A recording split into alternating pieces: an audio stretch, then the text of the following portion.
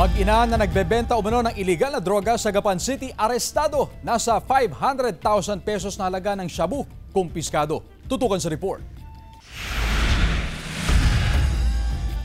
Sa kulungan ng bagsak ng isang 44 anyos na babae matapos kumagat sa buy-bust operation ng mga pulis sa Aguilar, Pangasinan. Ayon sa pulisya, matagal na nilang minamanmanan ng sospek dahil sa kanyang umano'y pagtutulak ng iligal na droga. Matapos kumagat sa 1,000 pesos na mark money, agad dinakip ng mga pulis ang sospek. Nakuha mula sa sospek ang 3 pakete ng hinihinalang shabu na tinatayang may street value na aabot sa halos 2,000 piso. Originally taga Manila siya. So mayroon lang siyang kalibin na nahuli din namin yung kanyang kalibin